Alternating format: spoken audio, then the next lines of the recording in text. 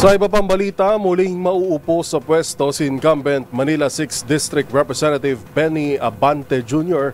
matapos katigan ng Commission on Elections ang kanyang petisyon laban sa katunggali na si Luis Joey Chua. Ang nilalaman ng petisyon sa report ni Boy Gonzales. Binawi ng COMELEC 2nd Division ng proklamasyon kay Luis Joey Chua bilang nanalong kongresista ng ika-6 na distrito ng Maynila. Binaburan ng 2nd Division ng COMELEC ang petisyon ni Bienvenido Benny Abante Jr.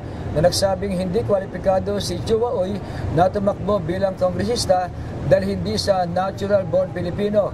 Sa desisyon ni Commissioner Ray Bulay, binaburan ng 2 pang commissioner walang bisa ang kandidatura ni Chua dahil saklaw ito ng 1935 konstitusyon kung saan itinuturing siyang naturalized citizen bunga ng pagkakaroon ng dayuhan na ama na kalaunan ay naging naturalized din na Pilipino. Idineklara rin ng COMELEC 2nd Division si Abante bilang nanalong kongresista ng ika-6 na distrito ng Maynila noong May election.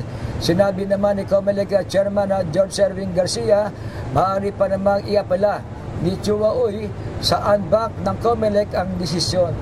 Para sa MBC TV Network News, ito si Boy Gonzales, una sa Pilipinas, una sa Pilipino.